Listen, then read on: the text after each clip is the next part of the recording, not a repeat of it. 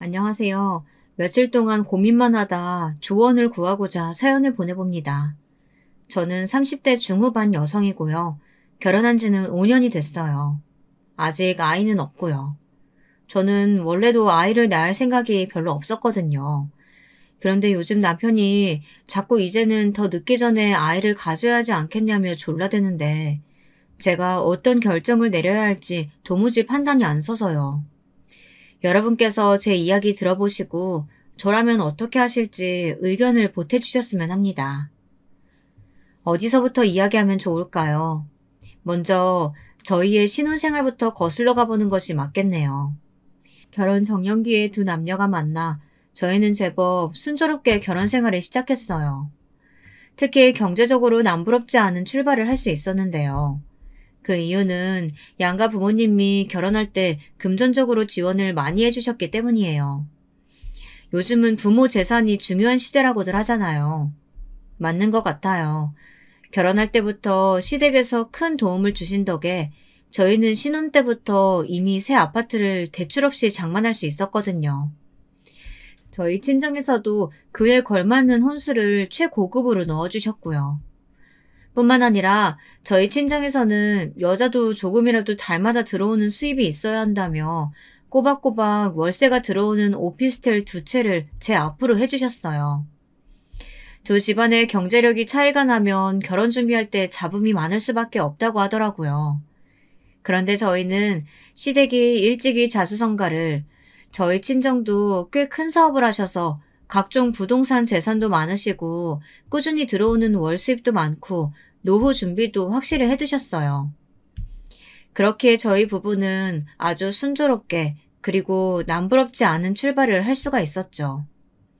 저도 재력 있는 시댁이 나쁘지 않았지만 남편은 정말 누가 봐도 티가 나게 저희 친정집에 돈이 많다는 걸 좋아했어요. 왜 여자들끼리 만나면 은근히 남편 자랑하잖아요. 요즘은 남자들도 그렇게 와이프 자랑들을 한대요. 남편도 마찬가지였어요. 친구들끼리 만나면 부인 전공이 뭔지, 대학은 어디 나왔는지, 직업은 뭔지, 요즘은 그런 거 다 공유한다고 하더라고요. 와이프 연봉부터 시작해서 처가에서 이거 해줬다, 저거 받았다, 이런 이야기들을 은근히 자랑하고 또 부러워들 한다네요. 한 번은 저희 결혼 전에 청첩장도 줄 겸 남편 친구들 모임에 제가 따라간 적이 있었거든요. 말로만 듣던 와이프 자랑 대회가 진짜 열리더라고요. 남편은 저한테도 친정이 부자라는 걸 얼마나 좋아하는 티를 냈는데요. 친정 아버지가 오피스텔을 양도해 주셨을 때는 어찌나 저를 그윽한 눈빛으로 쳐다보던지. 아빠가 오피스텔 양도해 주신다는 거 이번 주면 서류 마무리될 것 같아. 조만간 월세 내 통장으로 들어올 거야. 아버님께 감사하다고 말씀드렸지? 나도 내일 전화 한번 꼭 드릴게. 아버님이 외동딸 시집 보내려고 하시니까 든든히 이것저것 많이 해주시네. 정말 감사하고 당신한테도 너무 고마워. 우리 집에 아들 있었음 국물도 없었어. 딸만 있으니까 이런저런 지원 다 나한테 오는 거라고. 좋지? 나도 너무 좋아. 우리 매달 월세 들어오면 그걸로 뭐 할까? 적금 하나 더 넣을까? 아님 주식 괜찮은 거 알아볼까? 저도 막 유세를 부렸죠. 능력 있는 친정이 제 뒤에 딱 버티고 필요할 때마다 금전적으로 넉넉히 지원해 주시니까 얼마나 든든하던죠. 그러니까 여자에게 친정은 울타리고 백이란 말이 있나 봐요. 여자 팔자는 친정복이 8할 이상이라는 말도 있고요. 저도 아쉬울 것 없는 결혼이었기에 저는 결혼 전부터 남편과 공평하게 나누기로 한 게 있어요. 먼저 저와 남편은 모든 집안일들을 딱 반반으로 나눠서 하기로 했어요. 제가 직장을 다니진 않지만 월세로 들어오는 수입으로 따지면 맞벌이나 다름없으니까요. 요리, 청소, 빨래 등등 주기적으로 해야 하는 일들을 미리 담당을 정해 분담하기로 했죠. 명절이나 집안 행사 때에도 양가에 똑같이 하기로 했어요. 설날 때 시댁에 먼저 가면 추석에 친정에 먼저 가고, 어버이날 때 올해는 친정에 먼저 가면 내년에는 시댁에 먼저 가는 식으로요. 요즘 세상에 이게 당연하다고 생각했고 남편도 동의하고 잘 따라주었죠. 그런데 문제는 시어머니였어요.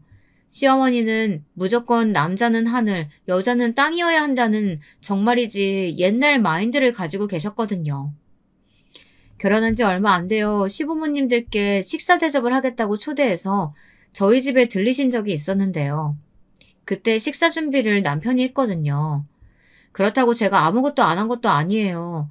나름 옆에서 거들고 충분히 도왔는데 집에 오셨을 때 남편이 앞치마를 하고 부엌에서 나와 인사하는 걸 보시더니 엄청나게 정색을 하며 화를 내시는 거예요.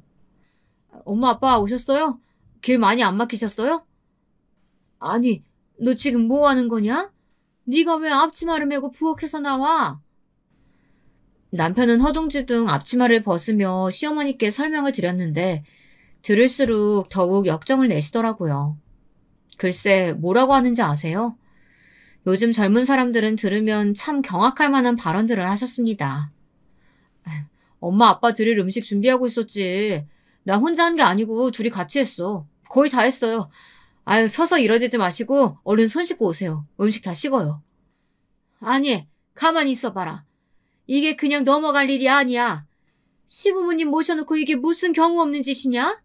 상차림을 왜 여자가 안 하고 남편을 시켜? 얘, 네가 한번 말해봐라. 매일 오는 것도 아니고 처음 오는 시부모님 대접하는 밥상 차리는 게 그렇게 싫어서 남편을 부엌에 들락날락하게 만드는 게 지금 잘하는 짓이고 자랑할 짓이라고 내 앞에서 이 꼴을 보이는 게냐? 정말 어이가 없었어요. 아니, 시부모님 밥상은 꼭 며느리가 차려야 한다고 어디 대한민국 법전에라도 쓰여 있답니까? 황당했지만 나름 또박또박 이유를 설명해드렸죠. 그게 아니고요, 어머님. 저희 친정부모님이 오실 때는 제가 나서서 음식 차려요. 오늘은 어머님, 아버님 식사 이이가 직접 손수 차리고 싶다고 해서 그러자고 한 거예요. 그리고 어머님, 요즘 세상에 무조건 여자만 부엌에 들어가야 한다는 법이 어디 있어요? 아무래도 부모님들 초대해서 식사 준비할 때는 평소 상차림보다 훨씬 신경 많이 쓰게 되니까 그게 혼자 하기엔 영 힘들기도 하고 그래서 둘이 같이 해야죠. 게다가 양가 부모님들이 좋아하시는 음식들도 다르시고 간을 어떻게 하는 걸 좋아하시는지는 각자가 더 잘 알지 않겠어요? 이게 다 어머님, 아버님 정성껏 음식 만들어 대접해 드리려다 보니 둘이 역할을 나눠서 준비했다고 그렇게 예쁘게 봐주시면 안 될까요, 어머니? 내 살다 별꼴을 다 보겠구나. 아무리 세상이 변하고 요즘 젊은 사람들이 어떻게 생각하는지는 모르겠지만 나한테 있어서는 절대 있어서는 안 되는 일이야.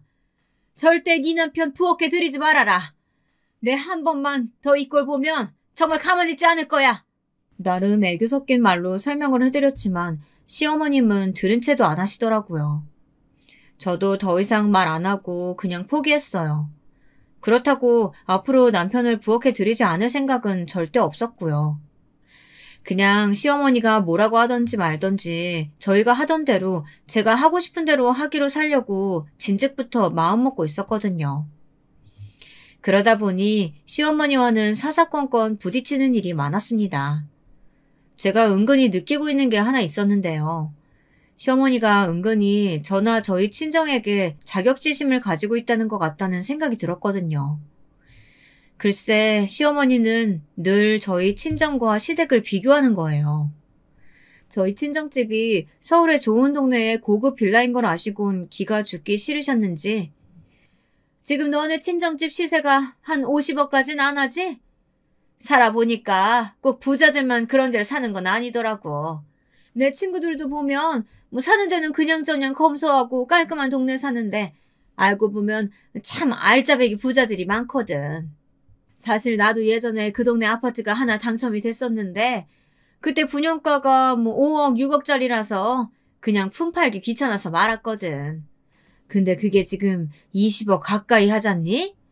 아등바등 그런 데를 살려고 하는 사람들도 있고 형편되는 사람들이 오히려 간소하게 사는 일도 많은 법이지.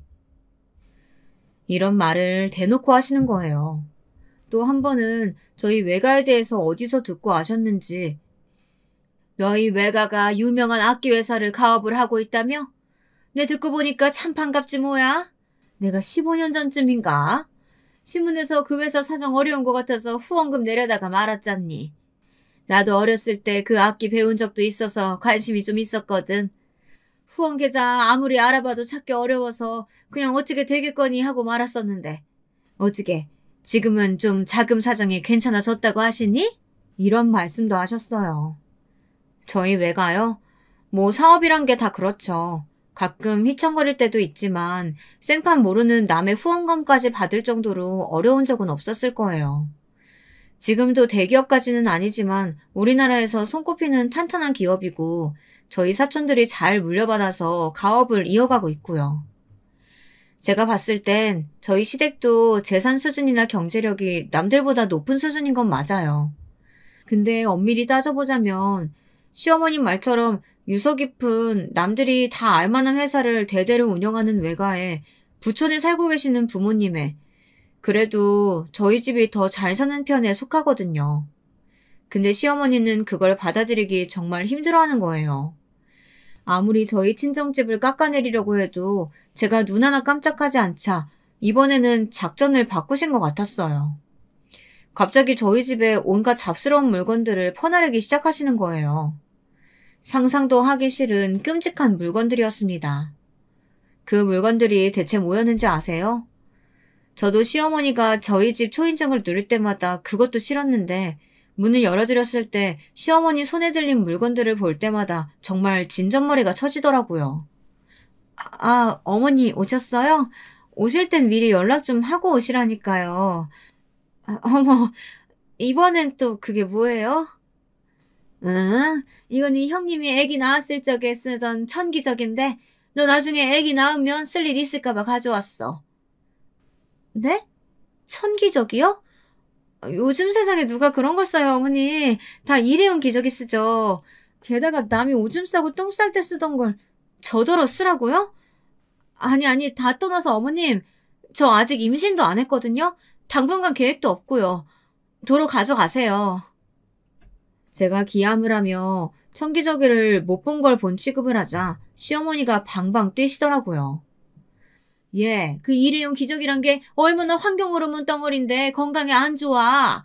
그걸 갓 태어난 애기 살갗에 갖다 대니? 난 내 핏줄들이 그런 환경에서 자라게 하고 싶지 않다. 그리고 이거 다 네 형님이 3번 넘게 깨끗이 삶은 거야. 오늘도 내가 오기 전에 한 번 더 삶으라고 해서 그렇게 힘들게 준비해둔 건데. 아니, 그리고 넌 여자가 한 집안에 시집을 왔으면 애를 낳아서 대를 이어야지. 무슨 애를 계획식이나 세워가지고 가지니? 당연히 가지는 거고 생기면 감사하게 남는 거지. 1년 안에 나는 우리 집안 핏줄 꼭 하나 더 태어나는 걸 봐야겠으니까 그리 알고 잘 챙겨둬라. 그날요. 남편이랑 연애하고 결혼하면서 그렇게 대판 싸운 건 그날이 처음이었어요. 싸웠다기보단 제가 일방적으로 퍼부은 꼴이지만요. 어머니 정말 왜 그러셔? 이거 봐. 어머니가 오늘 우리 집에 뭘 가지고 오셨는지 알아? 이게 뭔데? 천기저귀야, 천기저귀. 형님이 쓰시던 걸 나보고 물려쓰래. 이게 말이 된다고 생각해? 엄마도 참, 뭐 이런 걸 무겁게 들고 오셨대. 그냥 둬. 내가 내일 나가면서 버릴게. 그뿐인 줄 알아? 엊그저께는 나보고 시이모님 돌아가셨는데 그 집에서 쓰던 쇼파 가져갈 생각 없냐고 전화도 하셨었어. 그래? 가져오려고? 내가 미쳤어? 남이 쓰던 걸, 아니 친척이라고 해도 돌아가신 분이 쓰시던 걸 내가 왜 가지고 와? 내 말은 어머님이 나한테 자꾸 어디 적서놓아도 욕먹을 만한 물건들을 자꾸만 갖다 주신다는 거야. 나 정말 스트레스 받아. 왜 그러시는 거야 대체? 당신은 어머님이 왜 그러시는 거라고 생각해? 글쎄, 그래도 자기 생각해서 힘들게 가져다 주시는 거 아니야? 아니, 절대 아니지. 이건 날 무시하셔서 나는 그 정도 급의 물건 써도 되는 사람이라고 깎아내리려고 그러시는 거야. 설마 어머님이 그렇게 생각하시지 않으셨다고 하더라도 나는 어머님의 반복되는 행동이 그런 의도가 있다고밖에 안 느껴져. 그러니까 앞으로 절대 그러시지 못하게 좀 해줘. 나 정말 화나려고 그래. 알았어. 그리고 저 기저귀 당신 손으로 당장 갖다 버려. 아무튼 여자가 당당하고 편한 꼴을 못 보는 시어머니는 호시탐탐 저를 괴롭히시려는 것 같았지만 제가 눈 하나 깜빡했는 줄 아세요? 어머니 앞에서나 남편 앞에서나 제 입장을 똑부러지게 전달했더니 남편은 중간에서 어쩔 줄 몰라 했고 시어머니는 점점 더 저를 못마땅해 하기 시작했습니다. 추석 때의 일이었어요. 설날 때 시댁에 먼저 갔기에 추석에는 당연히 친정에 먼저 가려고 준비를 하고 있었죠. 그런데 시어머니가 아침부터 전화를 하신 거예요. 예, 제사 지내려면 빨리 음식 준비해야 되는데 왜 아직도 코빼기를 안 비추니? 지금 시간이 몇 시인데? 네? 어머님 못 들으셨어요? 저희 이번 명절에는 친정부터 가기로 했어요. 뭐? 그게 무슨 소리야? 넌 출가 외인이고 이제 우리 집안 사람이야. 명절 때 친정 문턱도 못 밟던 시대가 있었다. 근데 어딜 먼저 간다고? 그게 지금 말이 되는 소리냐? 왜 말이 안 돼요? 저도 명절 때면 저희 엄마 아빠 보고 싶어요, 어머님. 저번에는 늦게 가니까 저희 이모, 고모, 사촌들까지 다 갖고 없어서 아쉽더라고요. 어머, 벌써 시간이 이렇게 됐네요. 저희 더 늦으면 차 막혀서 안 돼요. 그럼 어머님, 이만 끊을게요. 후다닥 전화를 끊어버렸더니 아주 받을 때까지 전화를 하시더라고요. 남편에게 계속 휴대전화를 주워버리고 제가 직접 운전을 해 친정으로 향했습니다. 보조석에 앉은 남편은 안절부절하더라고요. 아, 어쩌지. 엄마가 계속 전화를 하네. 그러게, 명절 때 번갈아 가기로 했다고 왜 말씀 안 드렸어? 분명 이렇게 난리를 치실 게 뻔해서. 아무튼 난 몰라. 자기가 알아서 해. 모레 갈 때도 이렇게 화내시면 어떡해. 나 너무 무서워. 계속 이러시면 나 그냥 안 갈래. 그렇게 추석 때는 저희 친정에 가서 3박 4일을 실컷 놀다 오고 시댁에는 코빼기도 안 비쳤어요. 그랬더니 시어머니는 바짝 약이 오르신 것 같더라고요. 그러고 한 2주가 지났나요? 시어머니가 아주 급한 일이 생긴 것처럼 시댁으로 오라고 호출을 하셔서 얼른 가봤죠. 근데 어떤 일이 있었는지 아세요? 제 입으로는 도저히 창피해서 친구들에게는 말도 못할 것들인데요. 아무래도 초장의 며느리 길을 잡아야겠다는 생각이 드셨는지 김장 때도 아닌데 김치거리를 어디서 한 무더기를 사오셨더라고요. 그뿐인 줄 아세요? 집은 죄 엉망으로 만들어 놓고 빨랫감으로 덥지도 않은 이불을 산더미같이 쌓아놓으셨고요.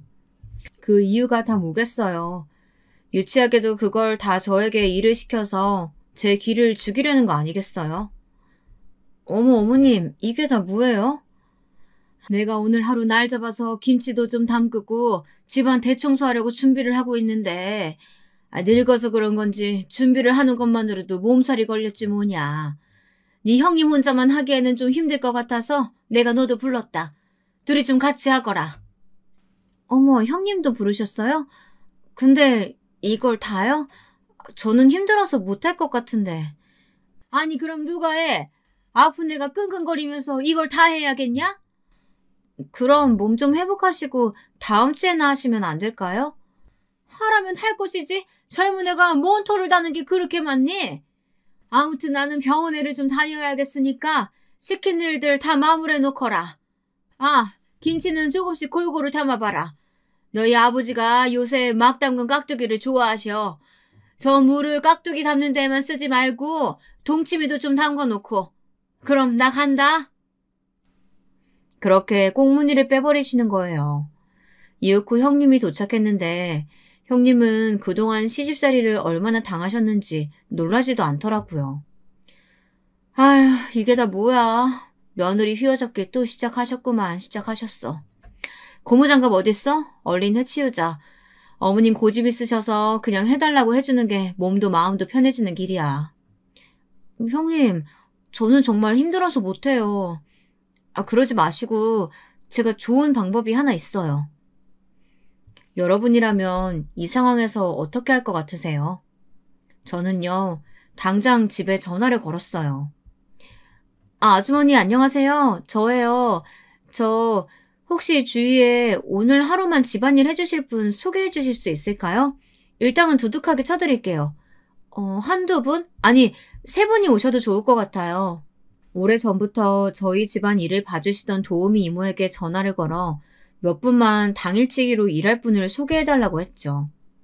그랬더니 30분도 안 돼요. 솜씨 좋은 분들을 3분이나 보내주셨더라고요. 그 덕에 저랑 형님은 커피나 마시면서 수다를 실컷 떨고 있었어요. 그 사이 그 산더미 같은 일들도 금방 끝나더라고요. 시어머니는 저녁이 되어야 집에 돌아오셨고 들어서자마자 깜짝 놀라더라고요. 집안은 반짝반짝 광이 날 정도로 깨끗해져 있었고 각종 맛깔나게 담궈진 김치에 이불까지 깨끗하게 빨아서 다 넣어두었고요. 근데 저희는 아주 힘든 기색 하나 없이 말끔하니 이게 무슨 일인가 싶으신 것 같더라고요. 아니, 이게 다 어떻게 된 일이야? 어머님, 병원에서는 뭘 하세요? 괜찮으시대요? 몰라. 며칠 더 지켜보고 병원에 또 오래. 아니, 그나저나 이걸 진짜 너네 둘이 다 한 거냐? 혹시 사람 쓴 거 아니야? 어머, 눈썰미도 좋으셔요. 맞아요, 어머님. 제가 아주머니들 좀 불러서 도와달라고 했어요. 그렇다고 집을 비운 건 아니고요. 옆에서 하시는 거 다 지켜보고 그랬으니까 걱정 마세요. 뭐? 내가 언제 사람 부르랬냐? 너네 보고 직접 하랬지? 어머님, 제가 말씀드렸잖아요. 저 이런 일 할 줄도 모르고요. 힘들어서 못한다고요.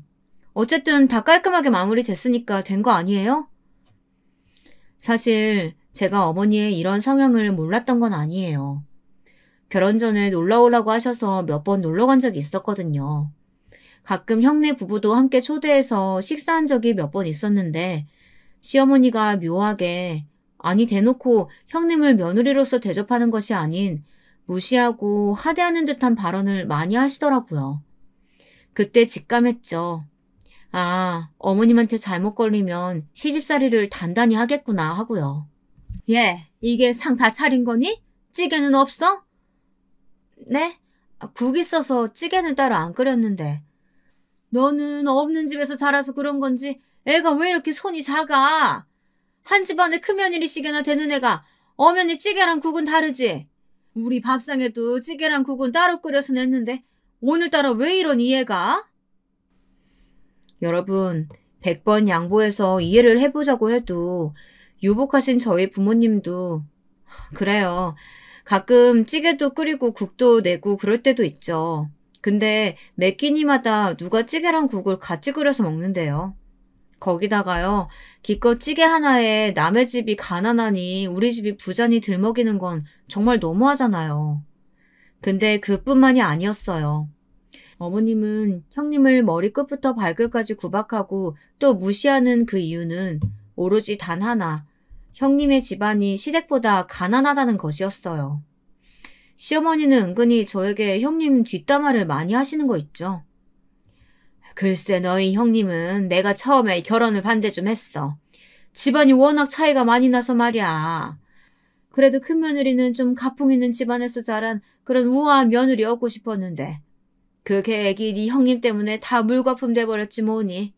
아휴 내 팔자야. 그래서일까요?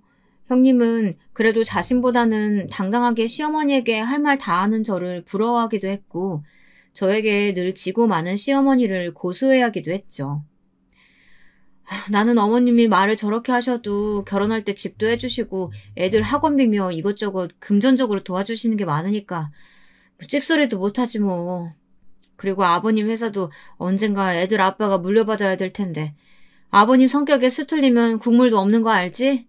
그러니 어쩌겠어. 내가 설설 기는 수밖에. 그런데 동서는 가끔 보면 참 당당하게 할 말 다 해서 가끔 내 속이 다 시원하다니까. 어머님 당황해하시는 모습 보면 대리만족이랄까. 뭐 그런 게 느껴지기도 하고.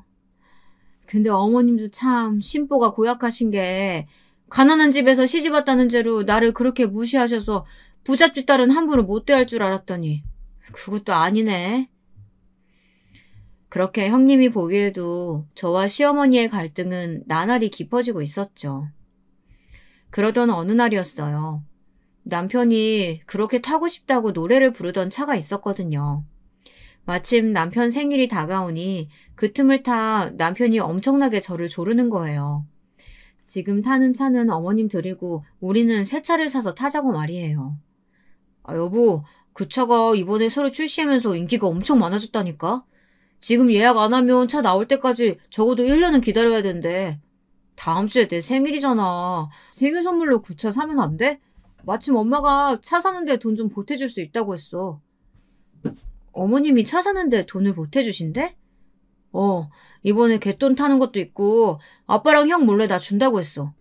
대신 내가 타던 차 엄마 달래. 엄마가 탄다고. 좋아. 나도 그 차 타보고 싶긴 했어. 대신 한 가지 조건이 있어.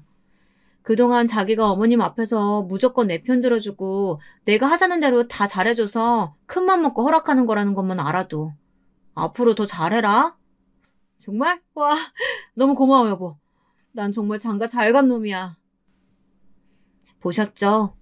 저희는 이렇게나 사이가 좋은 부부였습니다. 둘 사이는 정말 아무런 문제가 없었다니까요. 그런데 문제는 시어머니가 정말 문제였습니다. 차를 사기로 결정하고 나자 시어머니께서는 득달같이 전화를 걸어 생색을 내시더라고요. 얘, 내가 차 사는데 돈 보태준다는 소리 들었니? 네, 어머니, 안녕하세요. 그럼요, 들었어요. 정말 좋아하던걸요? 넌 정말 웃기는 애다. 근데 왜 고맙다는 전화 한 통을 안 해? 그이가 이미 말씀드린 줄 알고. 감사해요, 어머니. 넌 꼭 그러더라. 애가 뭘 고마운 줄을 몰라. 하긴 그래서 그런지 너네 친정에서도 요즘엔 통 뭘 안 주시는 눈치더라. 나처럼 반찬을 해다 주시길 하셔. 그때 오피스텔 증여해줬다고 그리 생색을 내시더니 그 이후로 콩고물 떨어주는 것도 없던 것 같던데. 그러면서 그렇게 부자티를 내더라. 어머님, 무슨 말씀을 그렇게 하세요. 암튼 제가 지금 운전 중이어서요. 이따가 다시 전화 드릴게요. 하필이면 제가 그때 누구랑 있었는 줄 아세요? 저는 정말로 운전 중이었고 그때 하필 저희 친정엄마가 옆에 타고 계셨거든요. 운전 중이라 무심코 전화를 받았는데 그런 말들을 쏟아내시는 바람에 얼마나 난감했던지 황급하게 전화를 끊어버렸던 거예요. 어머, 너희 친정어머니 왜 이러셔? 평소에도 이렇게 말하시니? 신경 쓰지 마, 엄마. 가끔 좀 이상하셔. 가만히 있어봐, 얘. 아니, 생각할수록 말을 웃기게 하시네. 그러니까 이번엔 너희 남편 차 바꾸는 걸 시어머니가 돈을 보태주시면서 친정에서 해주는 거 없다고 그렇게 말씀하시는 거 맞지? 엄마가 제대로 들은 거 맞아? 맞아. 가끔 저렇게 비교하면서 생색낼 때가 있으셔. 웃기는 양반이시네. 너 지금 타고 있는 이 차도 오래됐지? 엄마가 아빠한테 말해서 네 차도 우리가 바꿔줄게. 이 엄마가 우리 딸 기죽지 않게 벤츠로다가 하나 뽑아줄게. 어머, 이게 웬 행자야? 내가 시어머니 덕을 볼 때가 있네. 완전 좋지, 엄마. 고마워, 엄마. 내가 시댁에 톡톡히 자랑할게. 그렇게 딸 기죽는 꼴은 절대 못 보시는 저희 친정부모님은 저에게 벤츠를 사주기로 하셨어요. 남편이요? 또 엄청 좋아했죠. 역시 장모님 장인어른이 통이 크시다니까. 나도 못 타본 벤츠를. 부럽다, 자기야. 그럼 우리 엄마 아빠가 누군데. 자기 타던 차는 어머님이 타시기로 했다며? 내가 내일 전화 드려서 가져가시라고 할게. 마침 아까 전화하셨는데 운전 중이라 길게 통화 못했거든. 저는 평소에 시어머니에게는 정말 전화를 안 하는 편이거든요. 괜히 전화 드려봐야 맨날 욕이나 얻어먹고 듣기 싫은 말만 듣고요. 그런데 웬일로 안 하던 짓을 하려는 이유는 저도 저희 친정 부모님 자랑도 하고 생색도 좀 내야 하지 않겠어요? 신나서 전화를 걸었죠. 어머님, 저예요. 바쁘세요? 어제 통화를 길게 못해서 다시 전화드렸어요. 네가 웬일이냐? 그렇게 버릇없이 끊어놓고선 생전 전화 한번 다시 하는 일이 없더니. 드릴 말씀도 있고 해서요. 어머님이 저희 타던 차 가져가신다고 하셨죠? 오늘 가져가시면 해서요. 오늘 당장? 왜? 저희 아파트가 등록할 수 있는 차가 딱 2대거든요. 근데 오늘 제 차가 새로 나와서 그걸 등록하려면 그 이 차를 어머님이 가져가셔야 할 것 같아요. 갑자기 네가 새 차를 뽑았어? 무슨 돈으로? 너 네 남편 닥달해서 너도 새 차 사달라고 한 거야? 아니요. 그럴 리가요. 저희 친정에서 사주셨어요. 저 기죽지 말라고 벤츠로다가요. 저희 친정에서는 차값 보태주신 게 아니라 아예 사주신 거예요, 어머님. 하도 저희 친정에게 아무것도 안 해주시는 것처럼 말씀하시는데 이렇게 저한테 자주자주 좋은 것 해주시는 분들이에요. 그렇게 말씀하시니까 좀 서운하더라고요. 니네 친정에서 간만에 뭘 좀 해준 거 가지고 생색은. 아니 그건 그렇고 그렇다고 이 삼복더위에 시어머니를 차 가지러 오라가라 해? 새로 나온 제 차도 오늘 저희 집 앞에서 받기로 했어요. 제가 집 비우면 안 되잖아요. 그럼 어머니 오늘 못 오시면 그냥 제가 주말에 그이한테 가져다 드리라고 할게요. 어머머, 내 정신 좀 봐. 찌개 올려둔 거 타는 소리 나네요. 어머님, 저 그럼 끊을게요. 그렇게 제 할 말만 하고 전화를 뚝 끊어버렸어요. 어찌나 고소하고 기분이 좋던지 다음번에 형님을 만나면 이 에피소드도 꼭 들려드림 좋아하시겠다 생각하고 있었죠. 그렇게 몇 시간이 흘렀을까요? 드디어 제 차가 도착했다는 전화가 왔더라고요.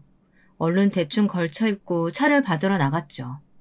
그런데 아파트 공동 현관에 나가려는 순간 벼랑간 시어머니가 나타나신 거예요.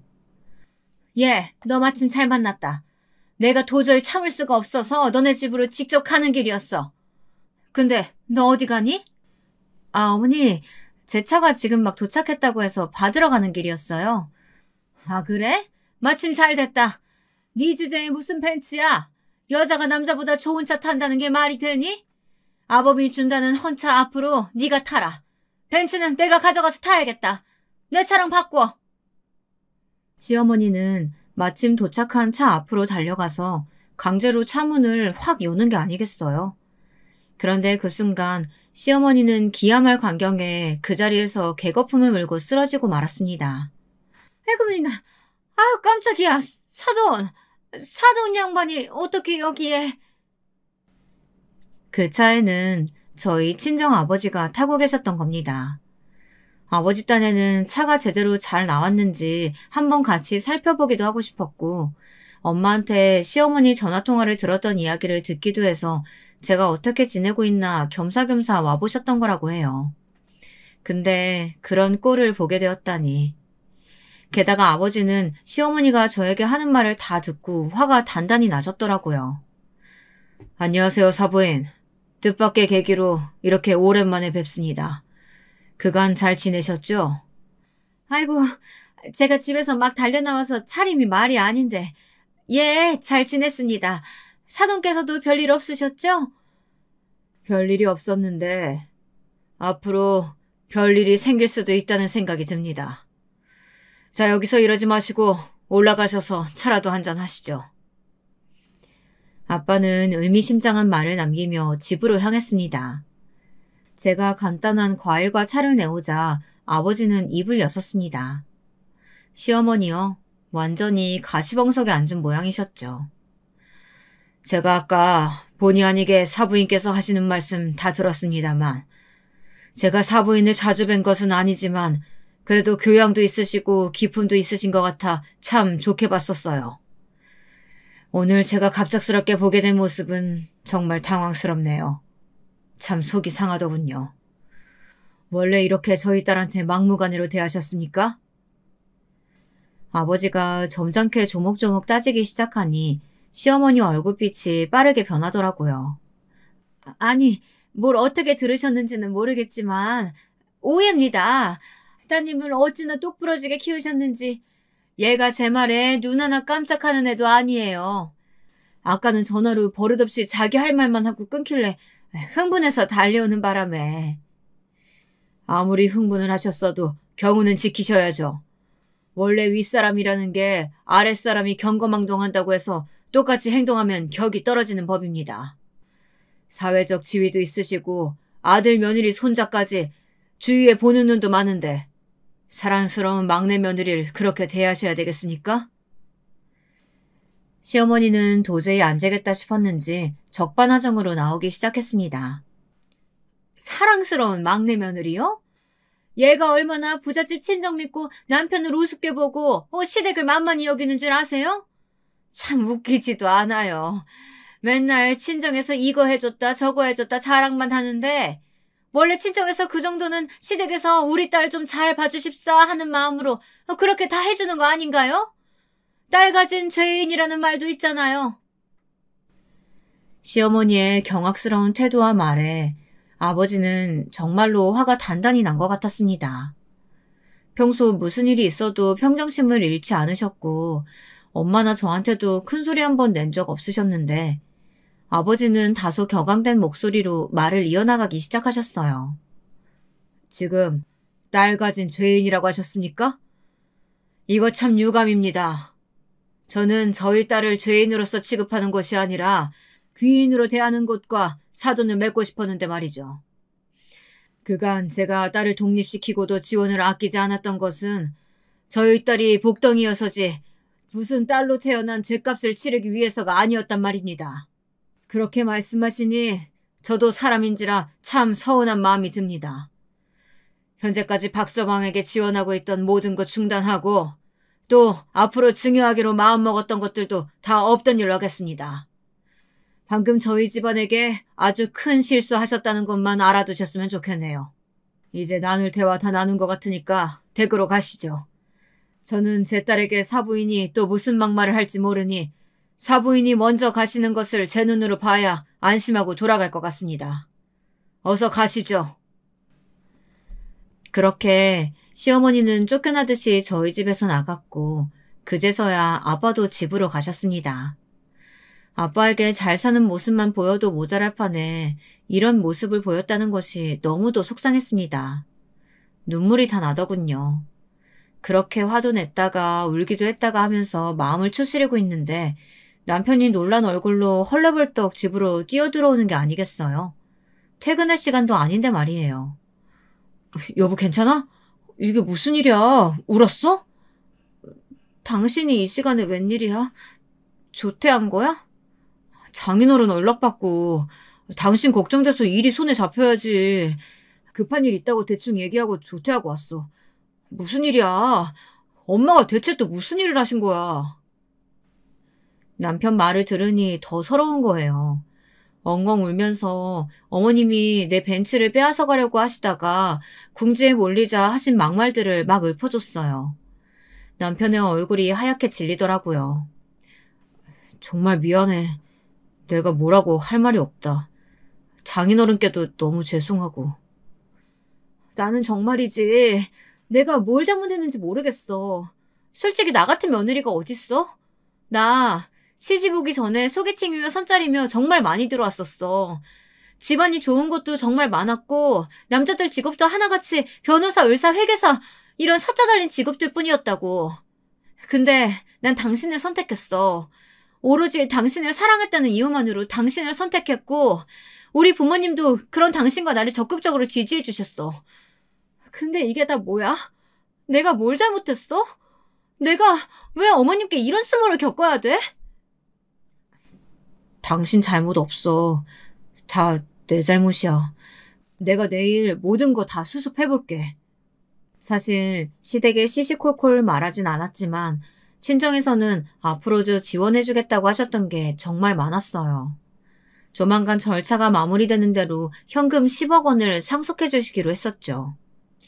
그 다음 순서로 소형 상가도 하나 증여해 주시기로 했었는데 아버지는 그걸 다 취소해 버리셨어요. 시어머니가 저를 막대하는 것을 목격하신 그날 아빠는 남편에게 전화를 걸어 이렇게 이야기하셨다고 해요. 그랬더니 남편이 그렇게 조퇴까지 하고 헐레벌떡 뛰어온 것이었어요. 내가 자네에게 한 번에 상속해주지 않았던 이유는 우리나라 상속법이 워낙 까다롭고 세금이 어마어마하기도 한 이유도 컸었지만 어쨌든 젊은 사람들에게 한꺼번에 모든 걸 다 쉽게 주기보단 차근차근 자리 잡아나가는 걸 보고 싶기도 해서였네. 근데 그 모든 걸 자네 어머니께서 물거품으로 만들어버리셨어.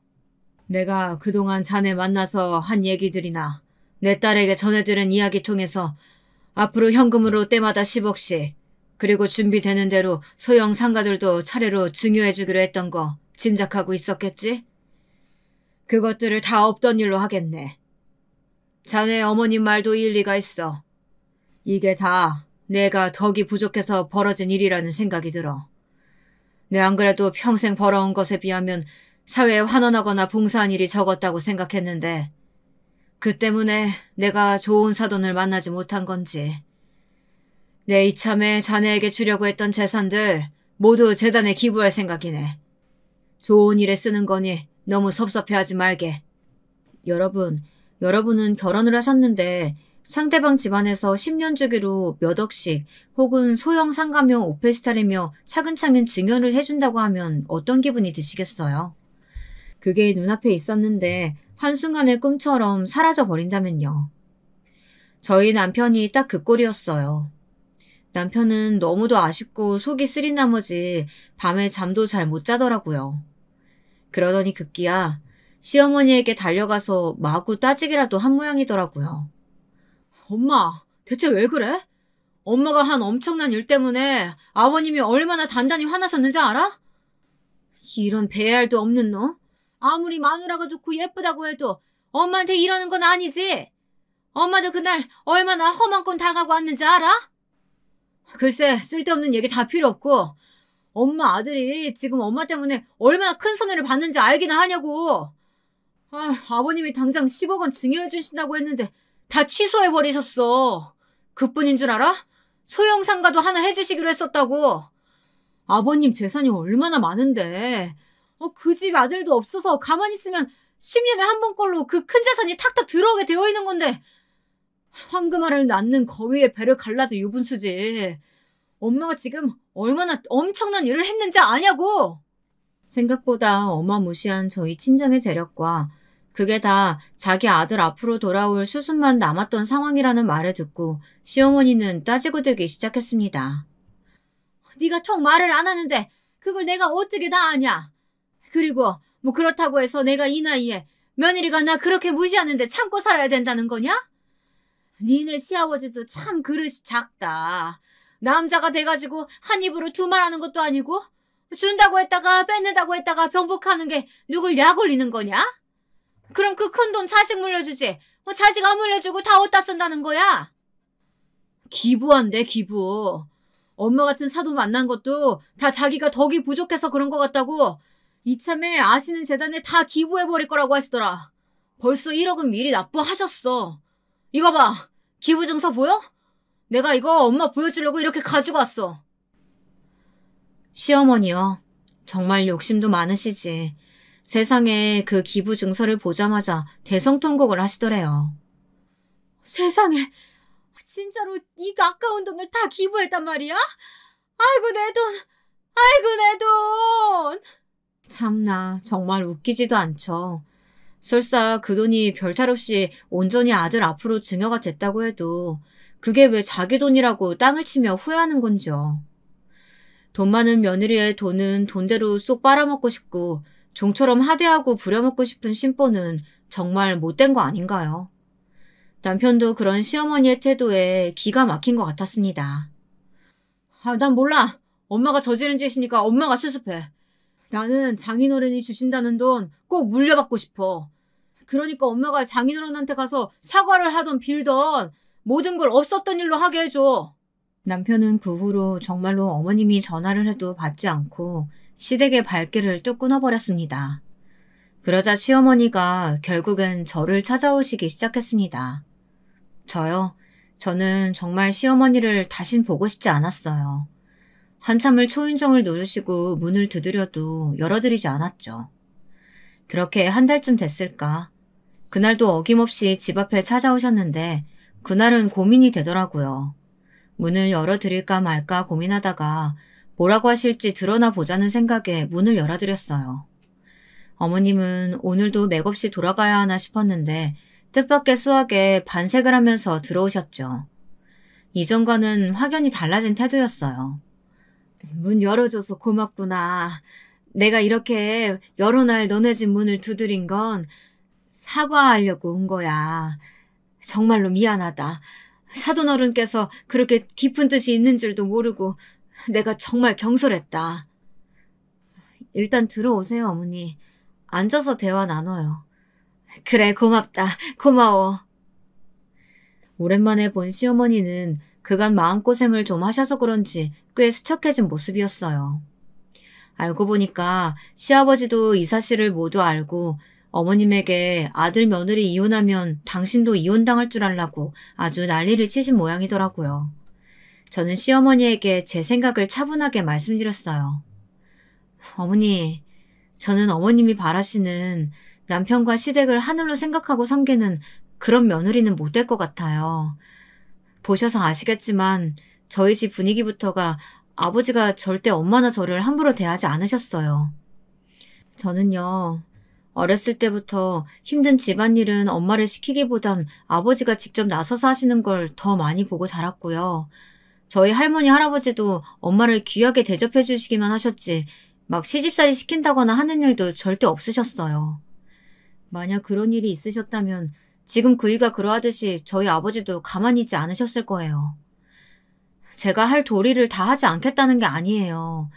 저는 앞으로도 제가 그이의 아내로서 또 며느리로서 해야 하는 일들은 다 할 거예요. 그치만 죄인처럼 노예처럼 어머님이 어떤 말을 하시던 감내하는 일은 없을 거예요. 그래야지. 당연히 그래야지. 네 말이 다 맞다. 네 말이 다 맞는 말이야. 그럼 지금껏 내가 한 모든 일들 다 용서해 주는 거냐? 용서하고 말고 할 게 뭐가 있겠어요. 저에게는 앞으로 안 그러시면 되죠. 그런데 하나, 저희 부모님께는 꼭 사과해 주셨으면 좋겠어요. 알겠다. 알겠어. 그렇게 시어머니는 울면서 집에 돌아갔고 며칠을 망설이는 것 같더라고요. 고민이 되셨겠죠. 평생을 남자는 하늘, 여자는 땅이라는 생각을 가지고 살아오신 분이 사돈에게 고개를 숙여야 한다는 것이 얼마나 자존심이 상하셨겠어요. 그러더니 작심하고 저희 친정 부모님께 찾아가서 사과를 했다고 합니다. 제가 못난 마음 먹고 복덩이 같은 며느리 몰라보고 이렇게 큰 잘못을 했습니다. 귀한 자식 믿고 보내주셨는데 험한 꼴 보시게 해서 정말 죄송합니다. 앞으로는 이런 일 없게 딸처럼 귀하게 대하면서 살아보려고 합니다. 부디 노여움 푸시고 저희 아들에게도 말을 꼭 좀 전달해 주세요. 그렇게 시어머니의 사과를 끝으로 불거졌던 갈등은 어느 정도 수습이 되었습니다. 제가 이번에 깨달은 게 하나 있어요. 친정 유산이 워낙 많다 보니 언제든 이혼해도 잘 살 수 있다는 생각에 시댁 식구들에게 거리낄 게 없이 당당하게 사라지더라고요. 그렇다고 친정이 가난하다고 주눅들거나 당당하지 못하게 살아야 한다는 말은 아니에요. 어쨌거나 다들 누울 자리 보고 다리를 뻗으라고 약한 사람만 골라 못되게 갑질하는 사람들에게는 그 배로다가 강하게 나가면 절대 함부로 대하지 못한다는 이야기를 하고 싶은 거예요. 그게 다 인품과 인격으로 드러나는 거 아니겠어요? 어른으로서 먼저 베풀고 보듬고 잘 대해줘야 아랫사람들도 우러러보고 따르는 법이죠. 지금도 보면요. 저희 남편은 시어머니와 시아버지에게보단 저희 엄마 아빠에게 더 잘해요. 누군 그러대요. 다 친정 돈 바라보고 그런 거 아니냐고요. 아무렴 어때요? 어쨌거나 길지도 않은 인생 앞으로 잘해드리면 그만이죠. 이렇게 마음이 편해지고 보니 제 얼굴도 참 좋아졌나 봐요. 동기 모임 나가면 친구들이 그러대요. 동창들 중에 보면 얘 팔자가 제일 좋은 것 같아. 우리 학교 다닐 때 보면 공부 잘하는 애 예쁜 애 얼마나 많았니? 근데 지금 보면 봐봐라. 결국 집안 좋은 애가 제일 잘 살잖아. 나이 들고 보니까 예쁨도 퇴색되기 마련이고 똑똑한 애들도 시집가서 애 낳고 가정주부 되면 그냥 평범한 아줌마고. 근데 얘 봐라. 시댁 스트레스 없어. 남편 잘해. 돈 있어. 근심 걱정 없어. 그렇게 잘 가꿔서 그런지 피부도 반딱반딱 윤이 나면서 얼마나 보기에 좋니? 너 요즘 예뻐졌어. 그래서일까요? 남편이 은근히 저를 요새 못살게 군다니까요. 저는 원래 아기 생각이 없는데 그렇게 저를 꼬시면서요. 자기야, 우리도 얼른 애기 낳으면 안 돼? 난 정말 자기 닮은 딸 낳고 싶어. 애 키우는데도 체력이 중요하다는데 한 살이라도 젊을 때 빨리 낳는 게 좋대. 어떻게 오늘 당장 실행해? 난 싫다니까. 자기야. 난 정말 최고 부인 만나서 결혼했는데 딱 하나 자식만 낳으면 소원이 없겠단 말이야. 자기야, 이리 와봐, 응? 이렇게 날마다 저를 졸라대니 저도 은근히 마음이 흔들리기도 하는데 여러분들이라면 어떻게 하시겠어요? 아이를 한번 가져보는 것도 좋겠다 싶으신가요?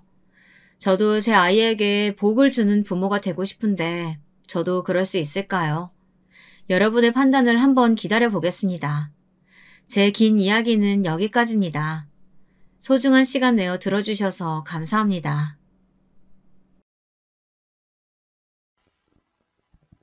안녕하세요. 저는 지방에 살고 있는 60대 여자입니다. 남편과 귀농하여 산 지도 어언 8년이 다 되어가네요. 시골에 있으니 해가 빨리 떨어져 저녁이면 밥 먹고 유튜브 사연을 보면서 울고 웃고 하는 게 소소한 재미가 있더라고요. 그러던 중 얼마 전 저에게도 특별한 일이 일어나서 많은 분들께 들려드리고 싶어 사연을 보내게 되었습니다. 거의 40여 년 전으로 거슬러 올라가야 하니 조금 긴 이야기가 될 수도 있겠네요. 그럼 시작하겠습니다.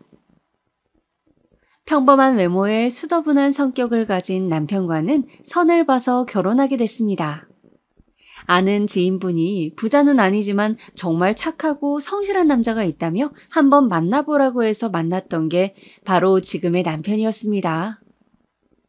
남편은 20대 초반에 부모님이 모두 돌아가셔서 나이 차이 많은 어린 여동생을 아빠처럼 키워가며 열심히 살아온 사람이더라고요. 20대 시절부터 힘든 일도 마다하지 않고 성실하게 살아온 그 모습이 마음에 들었습니다.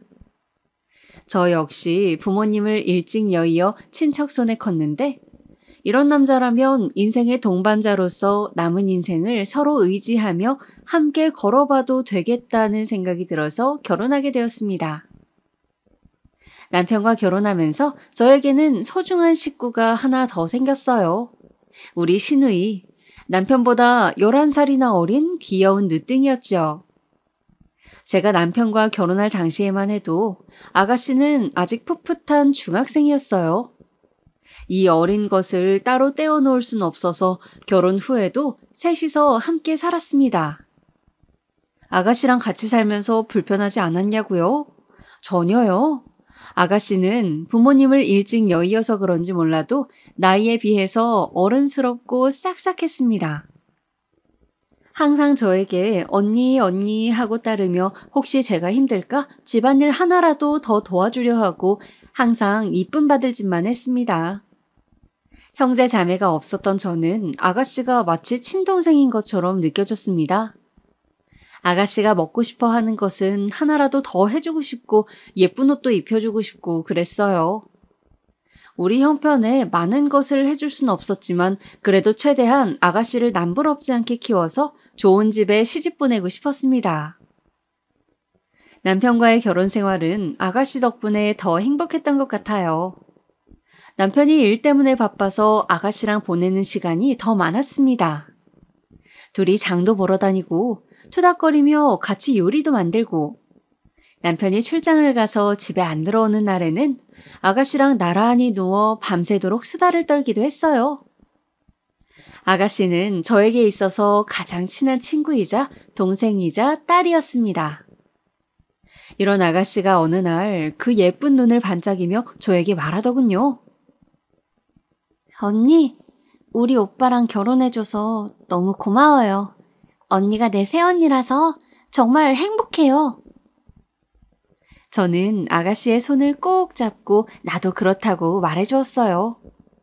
아가씨는 촉촉해진 눈으로 미소를 지었습니다. 그렇게 또 우리의 밤샘 수다는 계속되었죠. 그렇게 남편과 아가씨와의 생활은 하루하루 즐겁게 흘러갔습니다. 몇 년이 흘러 아가씨가 고등학교를 졸업하고 바로 공장에 취직해서 첫 월급으로 우리 부부의 내복을 사왔을 때에는 정말이지 눈물 한 바가지를 흘렸습니다. 너무 감동이었어요. 이 어린 아가씨가 벌써 자라서 이렇게 훌륭한 사회인이 되었구나 하는 생각에 정말 감정이 벅차올랐습니다. 아가씨는 그동안 본인을 친동생처럼 친딸처럼 보살펴 주어서 너무 감사하다며 저에게 큰 절을 올렸습니다. 저는 아가씨를 꼭 안아주었고 남편은 흐뭇한 표정으로 제 등을 토닥여 주었어요. 며칠 뒤 아가씨는 이제 이번 달부터는 공장 기숙사에서 살기로 했다며 이제 스스로 독립해보겠다고 밝은 얼굴로 이야기했습니다. 저는 혹시 가서 부족한 거라도 있을까봐 이것저것 필요한 생필품을 챙겨주다 보니 짐이 한 보따리가 되더군요. 남편과 같이 아가씨를 회사 기숙사에 데려다주고 오는 길에 그 허전한 마음은 이루 말할 수가 없었습니다. 아가씨가 가고 텅 빈 집에 돌아오니 쓸쓸한 마음이 들었습니다. 남편과 저는 텅 빈 집 소파에 앉아 한참 동안 서로 말이 없었습니다. 여보, 아가씨 말이야. 우리 없이도 혼자 잘할 수 있겠지? 그래, 걱정 마. 당신이 미선이 친동생처럼 잘 키웠잖아. 내가 정말 고마워, 여보. 당신 같은 여자는 정말 없을 거야. 제 손을 맞잡고 사랑스러운 눈길을 보내던 남편의 눈가가 이미 촉촉하게 젖어 있었습니다. 아가씨가 기숙사에 들어가게 되면서 남편과 처음으로 둘이 지내게 되었습니다. 남편과 결혼한 지 5년이 다 되어가지만 아이가 없었던 저는 아가씨가 나간 후 아이를 가져보려고 수많은 노력을 했습니다. 여기저기 병원도 다녀보고 유명하다는 점집도 다녀보고 했지만 안타깝게도 아이가 찾아오지 않았습니다. 주변에 아이를 한둘씩 낳고 예쁘게 키우는 사람들을 보면 너무 부러웠습니다. 임신을 시도한 지 몇 년이 지나자 자연스럽게 포기가 되더군요. 역시 안 되는 건 안 되나 보다. 내 인생에 자식복은 없나 보다 하고 생각했습니다. 그러던 중 오랜만에 아가씨한테서 연락이 왔습니다. 최근 몇 달간 일이 바빠졌다면서 연락이 뜸했었거든요. 아가씨는 중요하게 할 말이 있다며 주말에 집에 찾아오겠다고 했습니다. 저는 중요하게 할 말이 무엇인지는 생각도 못한 채 오랜만에 아가씨가 온다는 사실에 신나서 잡채며 갈비찜이며 아가씨가 좋아하는 음식 준비에 정신이 없었습니다. 남편도 들떠서는 여기저기 쓸고 닦고 집안 대청소를 하더라고요. 주말 점심때 약속한 시간에 맞춰서 아가씨가 집에 도착했습니다. 손에 커다란 과일 바구니를 들고요. 저는 반갑게 달려가서 아가씨의 손을 붙잡고 그동안 별일은 없었는지 물었습니다. 아가씨는 그 예쁜 눈으로 저를 한번 쳐다보더니 중요하게 할 얘기가 있다며 갑자기 누군가를 불렀습니다. 오빠 들어와. 인사드려. 안녕하십니까? 처음 뵙겠습니다. 저는 미선이 남자친구입니다. 저는 놀란 표정으로 아가씨를 바라봤습니다. 아가씨는 거실로 가서 이야기를 하자고 하더군요. 저는 아가씨의 남자친구에게 집으로 들어오라고 한 뒤 거실에 다 같이 앉았습니다.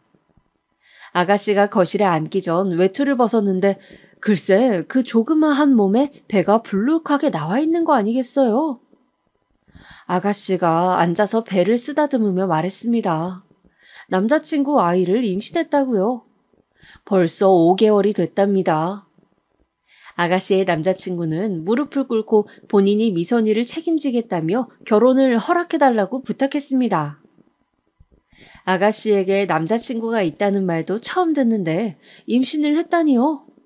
저와 남편은 놀란 가슴을 겨우 쓸어내리고 남자친구에게 잠시 나가 있으라고 한 뒤 아가씨와 대화를 했습니다.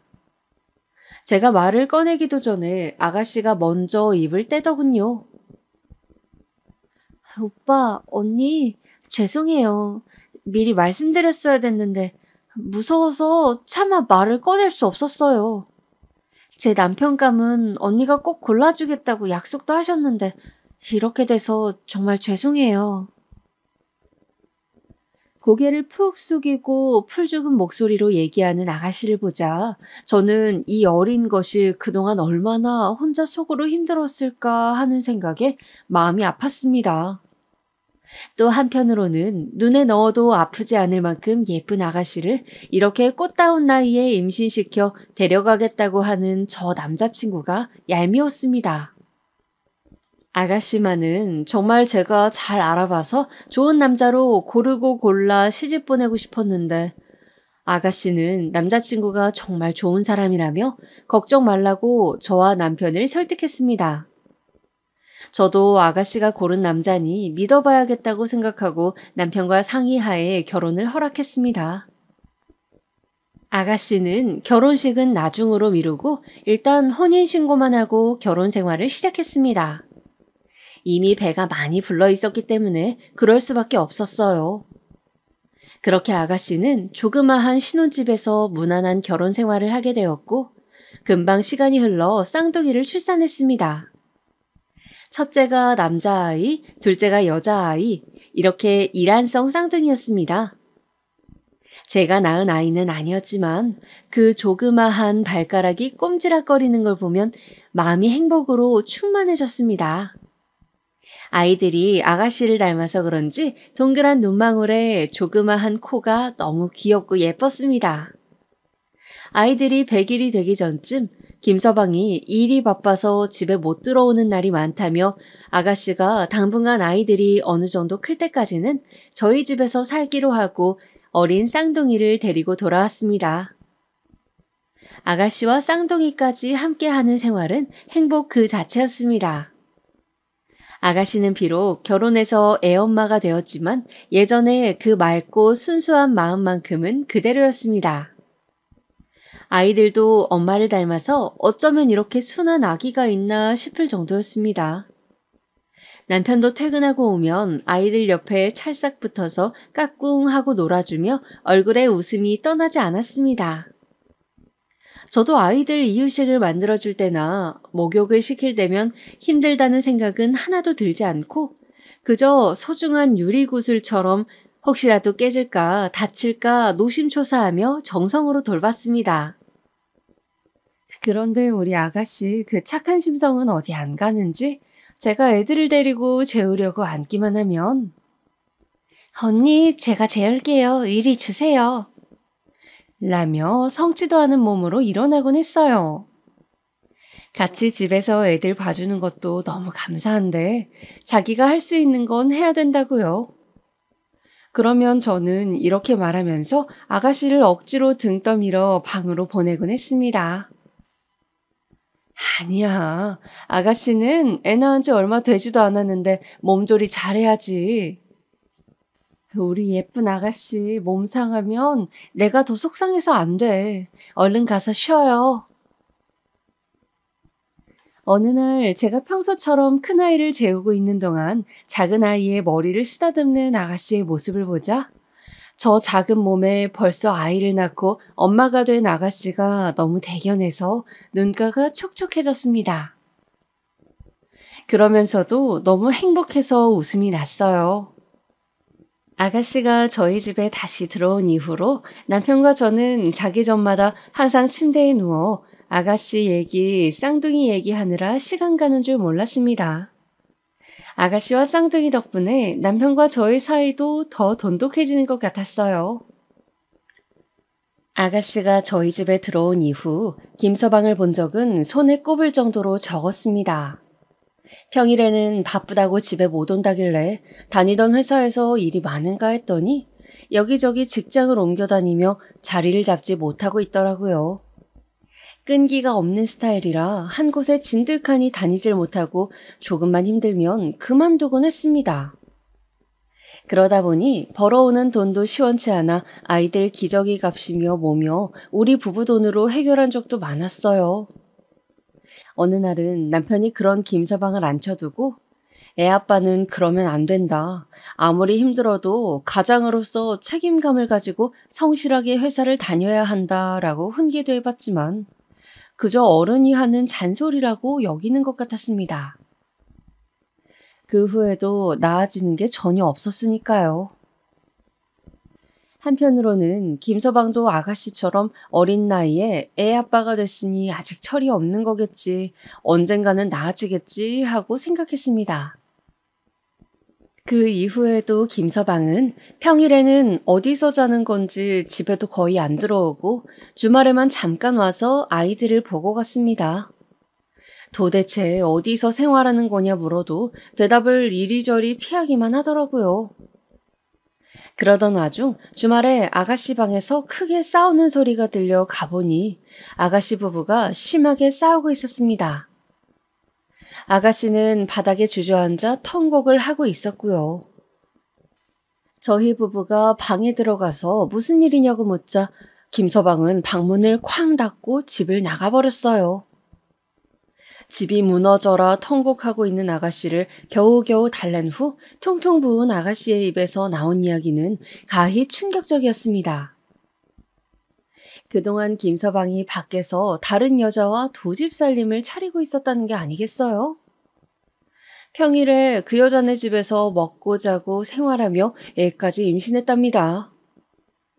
세상에, 아직 쌍둥이들이 두 돌도 안 됐는데 그 여자는 임신 6개월이라네요.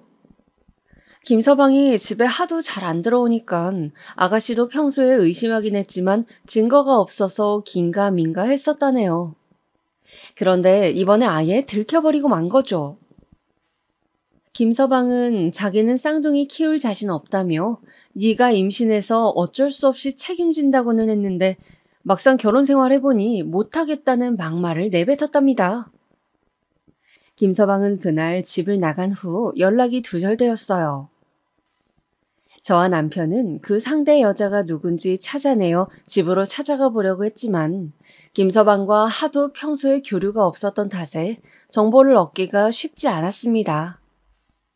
아가씨는 그날 이후로 방에 틀어박혀 하루 종일 울기만 했어요. 기운 내라고 맛있는 음식을 차려줘도 입맛이 없다며 먹는 둥 마는 둥 하고 가만히 쌍둥이의 얼굴을 바라보다가도 갑자기 눈물을 흘리곤 했습니다. 생기 있던 아가씨의 얼굴이 하루하루 빛을 잃어가고 말라갔어요.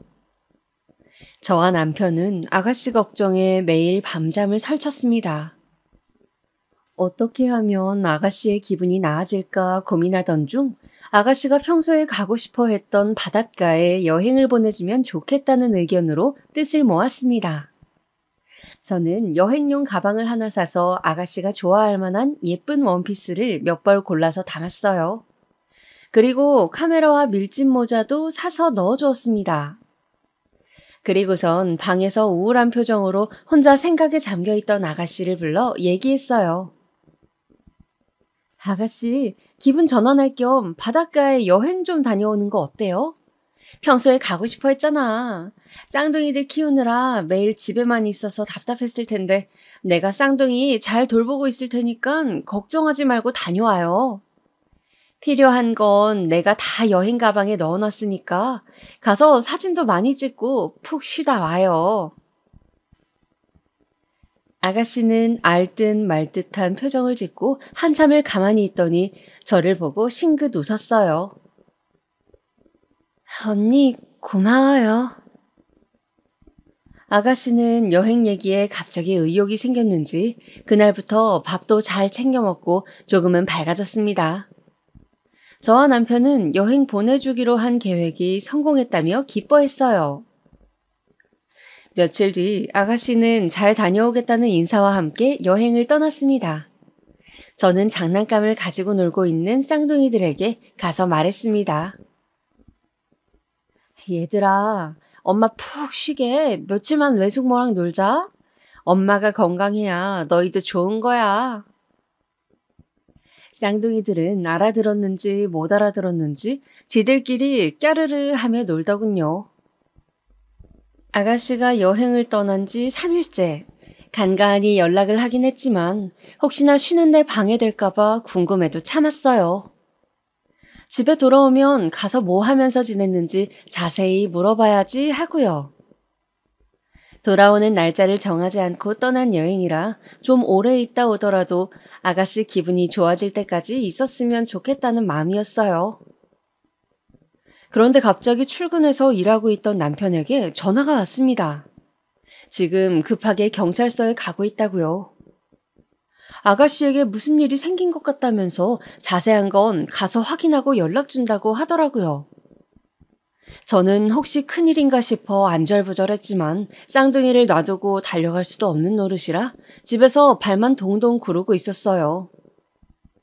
몇 시간 뒤 남편에게서 온 연락은 충격 그 자체였습니다. 여보, 우리 미선이가 남편은 숨이 잘 쉬어지지 않는 듯 가슴을 치며 말을 잇지 못했어요.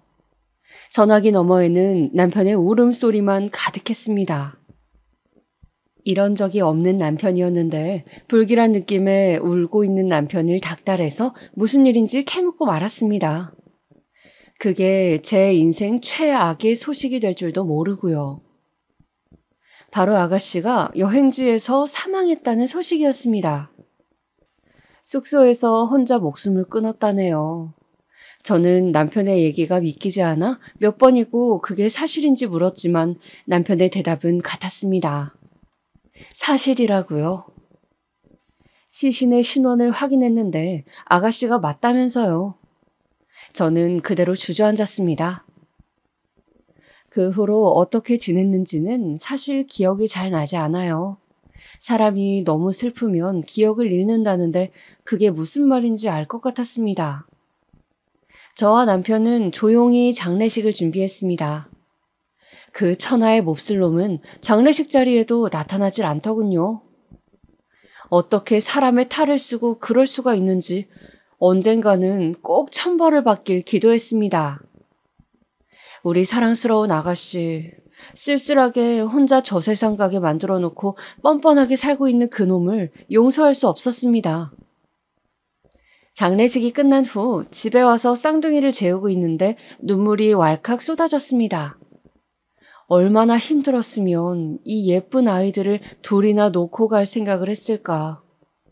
아가씨를 조금 더 챙겨주지 못했던 게 후회되었습니다. 남편은 여행을 보내줬던 게 잘못이었다며 매일매일 스스로를 자책하고 슬퍼했습니다. 아가씨의 장례식 이후 눈물이 마를 날이 없었습니다. 매일 밤 자기 전에 아가씨 얘기, 쌍둥이 얘기로 웃음꽃을 피우던 저희 부부는 이제 아무 말 없이 서로에게 이불을 덮어주는 것밖에 할 수 없었습니다. 아가씨가 떠난 이후로 집안의 공기가 차갑게 변해버렸어요.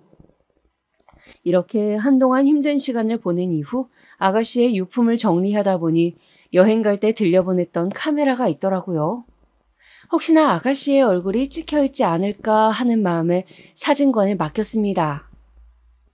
필름을 현상에서 받아보니 얼굴은 안 찍혀 있었지만 아가씨가 마지막에 바라봤던 바다 사진이 찍혀 있더라고요. 이 바다를 바라보며 무슨 생각을 했을까 하며 가슴이 아파왔습니다. 이 바다 사진은 나중에 쌍둥이들 크면 줘야겠다고 생각하고 조그마한 상자에 소중히 넣어두었습니다. 장례식이 끝난 지 한참이 지난 후에도 김서방은 연락이 없더군요. 쌍둥이들 키울 자신이 없다더니 이렇게 나몰라라 하는 건가 봅니다. 저도 쌍둥이들을 이제 어떻게 해야 하나 고민하고 있던 차에 남편이 먼저 얘기를 꺼냈습니다. 여보, 우리 쌍둥이들 우리 자식이다 생각하고 키우면 어떨까? 이 핏덩어리들 남의 손에 맡길 순 없잖아. 제발 부탁이야, 여보. 남편은 오래 고민하고 말한 듯 떨리는 목소리로 말하더군요. 저는 생각에 잠겼습니다. 그동안 쌍둥이들을 내 자식처럼 예뻐하면서 정성으로 키운 건 맞지만 조카로서 키우는 것과 정말 자식으로 품는 것은 다르다고 생각했습니다. 더군다나 친아빠가 살아있는데 우리가 키우는 것이 맞나 싶었습니다. 남편은 제가 결정하지 못하고 고민하는 것처럼 보이자 눈물을 흘리며 애원하더군요. 꽃다운 나이에 동생이 먼저 가버린 것도 가슴이 미어지는데 조카들까지 보낼 수는 없다고요. 평생의 마지막 소원이라며 그렇게만 해준다면 죽을 때까지 저한테 잘하겠다면서요. 저는 남편의 눈물에 더 이상 고민하지 않고 고개를 끄덕였습니다. 저한테도 소중한 조카들이니까요. 아가씨를 예뻐했던 만큼 조카들에게도 그만큼 잘해줄 자신이 있었습니다. 하지만 이제는 조카가 아닌 딸 아들로서 잘해주겠다고 다짐했습니다. 그렇게 쌍둥이는 저희 부부에게 가슴으로 낳은 자식이 되었습니다. 세상에서 무엇과도 바꿀 수 없는 소중한 자식으로요. 쌍둥이는 워낙 어릴 때 엄마가 죽어서인지 죽음에 대한 개념도 알지 못했습니다. 아가씨가 죽은 후 일주일 정도는 엄마를 찾으며 울었지만 엄마가 없는 생활에 금방 적응을 하더라고요. 그리고 쌍둥이들이 말을 하면서부터는 자연스럽게 저를 엄마로, 남편을 아빠로 불렀습니다. 우리 부부 주변 사람들에게 가슴으로 낳은 자식이라고, 우리 자식이라고 쌍둥이를 소개했습니다. 주변에서는 저보고 대단하다며 어떻게 내 배 아파 낳은 자식도 아닌데 키울 수가 있느냐 하며 신기해했지만 저한테는 아무것도 아닌 일이었어요. 쌍둥이는 누가 뭐래도 제 자식이니까요. 누가 낳았건 그건 중요한 게 아니었습니다. 우리는 행복한 네 가족이었어요.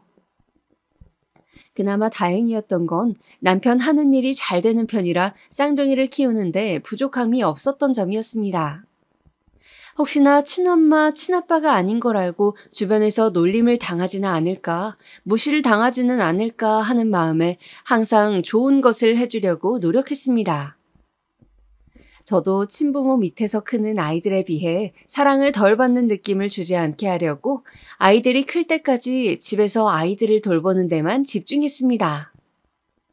저희 부부의 마음이 전해졌는지 아이들은 별탈 없이 건강하게 잘 자라주었습니다. 몇 년이 지나 아이들이 학교에 들어갈 즈음 뭔가가 이상하다는 것을 알아채기 시작했습니다. 비록 쌍둥이를 저희 부부가 키우긴 했지만 정식으로 입양을 한 것은 아니기에 아이들 성과 남편의 성이 달랐기 때문입니다. 어느 날 큰아이가 물어보더군요. 친구들은 아빠랑 성이 같은데 자기는 왜 성이 다르냐고요. 남편과 저는 아이들에게 진실을 이야기해 줄 때가 되었다고 생각했습니다. 아직 어리긴 하지만 충분히 이해할 수 있을 거라고 믿었습니다. 얘들아, 너희 친구들은 부모님이 배 아파서 낳은 거 알고 있지? 너희는 엄마 아빠가 가슴으로 낳은 거란다. 하지만 우리가 너희의 엄마 아빠라는 사실, 그리고 엄마 아빠가 너희를 사랑한다는 사실은 변함이 없어. 그리고 쌍둥이를 배 아파서 낳은 친엄마는 하늘의 별이 되어 지켜보고 있다는 이야기도 해주었습니다. 별이 된 엄마가 얼마나 예쁘고 착했는지, 얼마나 너희들을 예뻐하고 사랑했는지도 이야기해 주었습니다. 쌍둥이들은 고개를 갸웃거리며 서로를 바라보더군요. 제가 한 말을 100% 이해한 것 같진 않았지만 어렴풋이 무슨 말인지 알아듣는 것 같았습니다. 혹시 어린 마음에 너무 충격을 받거나 상처받진 않을까 걱정했는데 다행히 그런 기색은 없었습니다. 그 이야기를 하고 난 후에도 평소와 다름없이 밝게 지내더라고요. 아가씨가 죽은 후 몇 년간 연락도 없던 김서방은 쌍둥이가 학교에 들어갈 나이가 되자 갑자기 돈 봉투를 들고 찾아왔습니다. 애들 초등학교 입학 선물이라도 사주고 싶다면서요. 남편은 김서방을 보자마자 어딜 감히 뻔뻔하게 여길 찾아오냐며 이딴 더러운 돈 필요 없다고 몽둥이를 들고 김서방을 내쫓았습니다. 남편한테 얻어맞긴 싫었는지 꽁지 빠지게 도망가더군요. 사람이 참 우스워 보였습니다.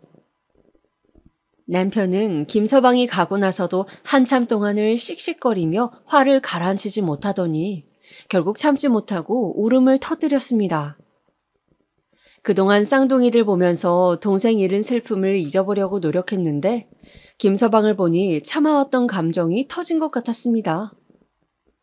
저도 순간 감정이 북받쳐서 남편을 부둥켜 안고 엉엉 울었습니다. 우리는 앞으로 저 나쁜 놈에게 보여주기 위해서라도 남부럽지 않게 쌍둥이를 키워야겠다고 다짐했습니다. 김서방은 그 이후에도 가끔씩 저에게 연락을 해서 쌍둥이의 소식을 묻곤 했지만 그때마다 저는 알 필요 없다고 대답하곤 했어요. 자식 버린 아빠가 무슨 권리로 소식을 궁금해하냐고 하면서요. 김서방은 그때 아이들을 버린 것을 후회한다고 했지만 그렇다고 다시 데려갈 형편은 안 된다고 하더군요. 그래서 저는 데려갈 형편이고 자시고 추후에도 아이들을 돌려줄 생각 일절 없으니 연락하지 말라고 했습니다. 건너 들리는 말로는 그때 바람났던 여자와의 사이에서 아이를 둘 낳고 살다가 이혼당했다고 하더군요. 아직도 제대로 된 직장 없이 여기저기를 전전하며 산다고요. 아가씨는 도대체 저런 놈이 뭐가 믿을 만하다고 덜컥 임신까지 해버렸는지. 뭐 지금 이런 생각해봤자 소용도 없지만요. 쌍둥이는 저희 부부의 보살핌 속에 학교에 들어가서도 무난하게 잘 자라주었습니다. 그런데 어느 날 딸아이가 학교에서 울었는지 눈이 퉁퉁 부어서 왔길래 무슨 일이냐고 물었습니다. 그랬더니 옆에 있던 큰아이가 말하더군요. 오늘 학교에서 친구들이 동생한테 너네 엄마 아빠는 친부모 아니라면서 놀렸다고요. 그래서 딸아이가 속상해서 울었답니다. 그러면서 큰아이가 하는 말이 엄마 근데 내가 그 친구들한테 뭐라고 얘기했는 줄 알아요? 우리 엄마는 나랑 동생을 가슴으로 낳았다고 했어요. 배 아파서 낳은 것보다 그게 훨씬 대단한 거라고 했어요. 저는 큰아이의 말에 감동받아서 아이들을 품에 꼭 안아주었습니다. 아이들이 언제 이렇게 컸나 싶어서 가슴이 뭉클했습니다. 아이들이 매년 어버이날마다 학교에서 만든 카네이션을 가슴에 달아줄 때면 세상을 다 가진 듯이 행복했습니다. 카네이션 밑에 달린 리본에 삐뚤빼뚤한 글씨로 엄마 사랑해요, 아빠 사랑해요 라고 써놓은 게 너무 소중해서 매년 버리지 않고 모아두었습니다. 아이들 운동회 때도 부모 참관 수업에도 모두 참여하며 아이들이 서운함을 느끼지 않도록 항상 신경 썼습니다. 나중에는 친부모 아니라고 놀리던 친구들도 너네 엄마 아빠가 제일 부럽다는 말을 했다고 아이들한테서 들었을 때에는 그래도 내가 아이들을 열심히 키우긴 했구나 하고 생각했습니다. 남들이 부러워하는 아이로 키우고 싶었거든요. 아이들을 키우면서 속상했던 일이 아예 없는 건 아니었습니다. 저는 괜찮았지만 주변의 시선이 문제였어요.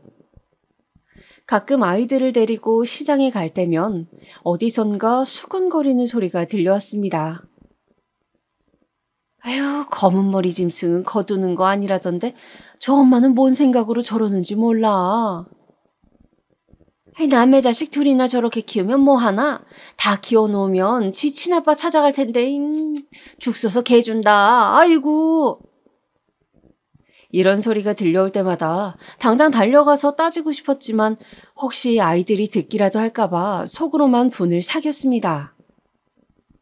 내가 보란듯이 잘 키워서 그 말들 다 후회하게 해주겠다고 수천 번 다짐하면서요. 몇 년이 흘러 아이들이 친엄마의 죽음을 제대로 인식하고 나서부터는 아가씨의 길마다 아이들과 함께 산소에 찾아갔습니다. 아이들은 너무 어렸을 때여서 엄마 얼굴도 기억을 못했기 때문에 제가 가끔 아가씨의 사진을 보여주곤 했습니다. 아이들은 엄마도 예쁘고 친엄마도 예쁘다며 예쁜 엄마가 둘이나 있다고 좋아했습니다. 아가씨 산소에 가면 아이들은 고사리 같은 손으로 접은 카네이션을 아가씨의 무덤에 올려놓곤 했습니다. 그리고선 아이들이 양쪽에서 제 손을 꼭 잡고선 한참 동안 무덤을 바라보고 돌아왔습니다. 아이를 둘이나 키우다 보니 정신없이 시간이 훅훅 지나가더군요. 그 꼬물거리던 아이들이 어느새 자라 벌써 고등학교를 졸업하게 되었습니다. 아들내미는 물론이고 딸아이까지 제 키를 진작에 훌쩍 넘어버렸어요. 아이들은 고등학교 졸업 후 그럭저럭 성적에 맞춰서 대학교에 진학했습니다. 둘 다 공부에 뜻이 없었던지라 대학교 시절부터 아르바이트만 열심히 하더라고요. 두 아이가 같이 첫 알바 월급으로 빨간 내복을 사서 저희 부부에게 선물했을 때는 가슴이 쿵 내려앉는 기분이었습니다. 25년 전 아가씨가 첫 월급으로 내복을 선물했던 일이 선명하게 떠올라서요. 남편도 같은 기분을 느꼈는지 눈에는 눈물이 고인 채 멍한 얼굴로 허공만 응시하더라고요. 그날 저와 남편은 기쁨의 눈물을 흘렸습니다. 이후 아이들은 대학교를 졸업하고 취직을 하자마자 바로 독립을 했습니다. 마침 둘이 같은 지역에 직장을 구하게 되어서 남매끼리 같이 자취를 하겠다고 하더라고요. 저희 부부는 아이들에게 자취방을 구해주고 우리가 지금 사는 집은 정리하기로 했습니다. 이제 아이들도 스스로 살 수 있을 만큼 다 키워놓았고 그동안 고생했으니 시골에 내려가서 편안하게 살기로 했어요. 예전부터 남편이 귀농하고 싶다는 얘기를 했었는데 저도 언젠가 나이 들면 그러고 싶은 생각이 있었거든요. 남편이 마침 시골에 봐둔 땅이 있다고 해서 거기에 작은 집을 지어 살기로 했습니다. 저희 부부 둘이 살 거라서 방 2개짜리 작고 아담한 집을 지었습니다. 남편은 원래 하던 일을 접고 동네 어르신들 집 고쳐주고 물건 수리해주면서 소소하게 용돈벌이를 했습니다. 그래도 모아둔 돈이 조금은 있어서 당분간 생활하는 데 지장은 없었습니다. 저는 집 앞에 텃밭을 가꾸어 채소들을 심고 가꾸었습니다. 농사를 해본 적이 없어서 아직 형편없었지만 몇 년 더 해보다 보면 동네 시장에서는 팔 수 있지 않을까 해서요. 시골 생활은 정말 한적하기도 하고 바쁘기도 했습니다. 마음은 한적한데 몸은 바쁘다고 해야 할까요? 도시 생활을 접고 내려와서 산과 들의 맑은 공기를 마시니 마음은 참 한적한데 생각보다 해야 할 일도 많고 바쁘더라고요. 그래도 이런 생활이 참 좋았습니다. 아이들이 가끔 주말에 내려오면 마당에서 고기도 구워 먹고 즐겁게 보냈습니다. 아이들도 펜션에 놀러 온 것 같다며 좋아하더라고요. 아이들은 직장에 1년 남짓 다니다가 관두더니 둘이서 돈 조금 모은 걸로 무슨 사업을 하겠다고 이리저리 바쁜 것 같더라고요. 어린 나이에 사업이라니 걱정이 되긴 했지만 그래도 젊을 때 추억이니 하고 싶은 거 다 해보라고 했습니다. 대신 해보고 정 안 되면 깔끔하게 포기하라고 당부했어요. 나이만 먹으면 나중에 다시 취직하기 힘들다고요.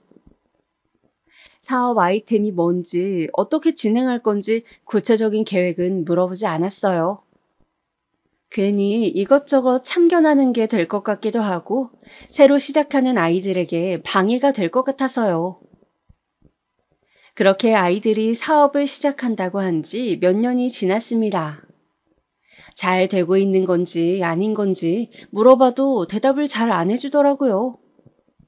가끔씩 전화가 와서 공과금 낼 돈이 모자라다며 몇십만 원만 빌려달라고 하는 걸 보니 잘 안 되는 것 같았어요. 남편은 시내로 나가는 길목에 작게 철물점을 차렸습니다. 그래도 생활비로 쓸 정도는 벌고 있어서 아이들이 필요한 용돈 정도는 줄 수 있었습니다. 저도 농사가 어느 정도 손에 익고 나니 지금은 웬만한 채소는 직접 길러서 먹고 남는 건 동네 사람들 나눠주거나 남편 가게 옆에 펼쳐놓고 팔기도 했습니다. 아이들만 잘 되면 더할 나위 없이 행복한 삶이었어요. 그렇게 시간이 흐르고 흘러 벌써 아이들이 30대가 되었네요. 저도 이제는 눈가에 주름이 자글자글한 60대가 되어버렸어요. 세월이 참 빠르죠. 사실 아이들이 30살을 넘으면서부터는 걱정이 되기 시작했어요. 사업이 잘 안 되면 얼른 취직 자리를 알아보라고 잔소리를 하기도 했습니다. 하지만 아이들은 알겠다고 대답만 하고 실제로는 어떻게 하고 있는지 모르겠더라고요. 그래도 이 나이 먹기까지 남매가 싸우지도 않고 같이 뭔가 해보겠다고 사이좋게 지내는 걸 보니 그것만으로도 다행이다 싶었습니다. 그리곤 얼마 전 어버이날이었습니다. 아이들은 어버이날이라고 또 선물을 바리바리 싸들고 시골에 내려왔어요. 엄마 아빠 먹으라며 비싼 한우에 홍삼에 속으로는 고마웠지만 겉으로는 이런데 돈 쓰지 말고 너희 맛있는 거 사 먹는데 쓰라고 괜한 잔소리만 했습니다. 아이들은 제 속을 아는지 모르는지 싱글벙글 웃기만 하더라고요. 그러더니 아이들이 선물이 또 있다면서 작은 상자를 내밀었습니다. 저랑 남편은 상자를 같이 열어보았어요. 그런데 웬 차키가 들어있더라고요. 어머, 이게 뭐니? 엄마, 아빠, 이리로 와보세요. 아이들은 저희 부부를 끌고 뒷마당으로 데려갔습니다. 뒷마당에는 커다란 대형 SUV 차가 세워져 있었어요. 제가 차종은 잘 몰라서 이게 얼마짜리 차인지는 잘 모르겠지만 딱 봐도 비싸 보이는 외제차였습니다. 저는 이게 무슨 일인지 몰라 아이들을 쳐다보았습니다. 엄마, 아빠, 이제 우리 이 차 타고 주말마다 같이 여행 다녀요. 저와 남편은 어리둥절해서 도대체 어떻게 된 일인지 아이들에게 물었습니다. 아이들이 해맑게 웃으며 이실직고 하더군요. 사실 몇 년 동안 사업이 생각처럼 잘 되지 않아 접을까 하던 차에 운 좋게도 대박이 터져 큰 돈을 벌게 된 이야기를요. 지금까지도 사업이 잘 유지되고 있어서 직원도 몇 명 채용하고 서울에 어엿한 사무실도 갖추게 되었답니다. 엄마 아빠를 깜짝 놀래켜 드리고 싶어서 여태까지 돈 없는 척, 잘 안 되는 척 연기를 해왔다고 하네요. 어떻게 몇 년 동안 저희를 깜빡 속일 수가 있는지, 이게 꿈인지 생시인지 분간이 안 되었습니다. 사업이 잘 되면서 너무 바빠져서 자주 내려오지 못했다며 죄송하다고 하더군요. 그래도 이제 직원들도 많이 채용하고 어느 정도 사업이 안정되어서 주말마다 엄마 아빠 모시고 여행 다닐 시간은 된다면서요. 저희 부부는 너무 기쁜 나머지 아이들을 껴안고 방방 뛰었습니다. 아이들이 부자가 되어서 기쁜 게 아니라 부족한 엄마 아빠 밑에서 남부럽지 않게 장성해 주어서 본인들만의 힘으로 이렇게 이뤄낸 게 너무나도 대견하고 기뻐서 덩실덩실 춤을 추었습니다. 남편이 아이들의 손을 잡고 이렇게 말했어요. 부족한 엄마 아빠 밑에서 이렇게 잘 자라줘 너무 고맙구나. 너희가 잘 되니 나는 이제 죽어도 여한이 없다. 아이들은 남편 보고 아빠는 뭘 그런 말을 하냐면서 이제 좋은 일만 남았으니 오늘은 신나게 놀자며 다 큰 나이에도 깍깍 소리를 지르며 뛰어다니더라고요. 그러다가 갑자기 둘째 아이가 큰아이의 손을 잡고 손가락을 입에 갖다 대며 쉿 하더라고요. 그러자 큰아이도 조용해졌습니다. 둘은 저희를 소파에 앉힌 후 그 앞에서 큰 절을 올렸습니다. 엄마, 아빠, 그동안 저희 이렇게 사랑으로 키워주셔서 감사합니다. 순간 큰 절을 하는 아이들 모습에 아가씨의 모습이 겹쳐서 보였습니다. 저는 벅차오르는 감정을 주체하지 못하고 주책맞게 울음을 터뜨렸습니다. 남편도 울고 아이들도 울고 한바탕 울음바다가 되었네요. 한참을 부둥켜 안고 울다가 딸아이가 웃음을 피식 터뜨리니 다 같이 푸하하 하고 집이 떠나가라 웃었습니다. 앞으로의 행복만 생각하면서요. 그 이후에는 많은 일들이 있었습니다. 아이들은 바쁜 와중에도 짬짬이 시간을 내어 내려와서 저희 집 옆에 작은 집을 하나 더 지었어요. 본인들이 결혼하면 가족들끼리 주말마다 내려와서 지내겠다고요. 그냥 별장이라고 생각하면 된다네요. 아이들이 서울에 올라가 있는 평일에는 저랑 남편이 그 집에 페인트 칠도 하고 청소도 하면서 지냈습니다. 아이들이 언제 결혼을 할지 모르겠지만 언젠가는 손주도 낳고 도란도란 3대가 모여서 지낼 생각에 행복해하면서요. 그리고 남편의 철물점은 시내에 자리 좋은 곳으로 옮겼습니다. 그 옆에는 제 채소 가게도 조그맣게 열고요. 아이들이 엄마 아빠 쾌적한 환경에서 일하시라면서 인테리어도 깔끔하게 싹 해주었답니다. 그런데 너무 돈 벌려고 고생하지 마시고 재미로만 하라면서요. 노후는 자기들이 싹 다 책임지겠답니다. 말만이라도 고맙더라고요. 아이들 사업은 그 이후에도 계속 잘 되고 있습니다. 애들한테 장사 공부는 가르친 적 없는데 그쪽으로 머리가 타고났나 봐요. 역시 아이들을 믿고 기다려주길 잘했나 봅니다. 그리고 SUV 타고 주말에 여행 가자던 약속은 집이 다 지어질 때까지 잠시 뒤로 미뤄두었습니다. 집이 완성되었을 때 동네 사람들을 불러서 잔치도 했어요. 동네 사람들이 자식 농사 잘 지었다며 한마디씩 칭찬해 주셔서 저도 모르게 어깨가 으쓱했답니다. 여기가 우리 동네에서 자식 농사 최고로 잘 지은 집 아니요. 부러워 죽겠구먼. 부럽다, 부러워. 우리랑 사돈 맺을 생각 없슈? 검은 머리 짐승 거둔다고 욕먹던 제가 이제는 자식 농사 최고로 잘 지은 여자가 되었네요.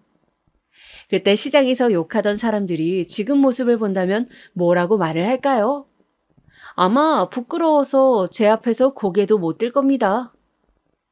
이런저런 생각에 정신없이 잔치가 끝난 후 우리는 첫 가족여행을 어디로 갈지 의논했습니다. 그때 큰아이가 생각해둔 곳이 있다며 봉투에서 사진 한 장을 꺼내더군요. 사진을 본 저는 깜짝 놀랐습니다. 아가씨의 유품에 있던 사진이었습니다. 아가씨가 마지막으로 바라봤던 그 바닷가 말입니다. 엄마, 아빠, 우리 첫 가족여행은 여기로 가요. 꼭 가고 싶어요. 저와 남편은 말없이 고개를 끄덕였습니다. 비록 아가씨가 외로이 목숨을 끊은 곳이긴 했지만 마지막으로 추억을 남기고 간 곳이기도 했거든요. 아이들에게 친엄마에 대해서 알려주면서 사진도 보여준 적이 있었는데 아이들이 나중에 그걸 기억해내고선 저희 집에 왔을 때 몰래 사진을 가져간 거였습니다. 그러고선 둘이서 이미 그 바닷가를 첫 여행지로 결정하고 저희의 동의를 구한 거였어요. 그게 2주 전, 그리고 지금은 아들, 딸, 남편과 함께 그때 그 바닷가에 와 있습니다. 아이들과 바닷바람을 쐬면서 바닷가를 거닐기도 하고 저녁에는 회에 소주 한 잔도 마셨어요. 막상 오면 아가씨 생각에 우울할 줄 알았는데 생각보다는 덤덤하네요. 남편과 아이들도 하루 종일 즐거워 보였습니다. 하루 종일 즐거운 시간을 보내다가 모두들 자러 갔는데 저는 잠이 영 오지 않아 제가 살아온 인생을 글로 한번 적어보는 중입니다. 글로 적다 보니 그래도 참 잘 살아왔다는 생각이 드네요. 30년 전 아이들을 품은 제 선택을 지금에서야 마음 놓고 칭찬해주고 싶습니다. 내일은 가족들과 바닷가에서 가족 사진을 찍기로 했어요. 아가씨가 남겨놓은 그 사진 속 같은 장소, 같은 구도에서 이번에는 풍경만이 아닌 저희 가족이 담긴 사진을 찍으려고요. 나중에 저승 가서 아가씨를 만난다면 이 사진을 꼭 전해주고 싶어요. 저는 괜히 하늘을 바라보며 나지막히 말해봅니다. 아가씨, 쌍둥이들 때문에 하늘에서 걱정이 많았죠? 이제 걱정하지 않아도 돼요. 우리 애들 누구보다도 더 잘하고 있으니 이제 한시름 놓고 편히 쉬어요. 제 말이 아가씨에게 닿았을까요?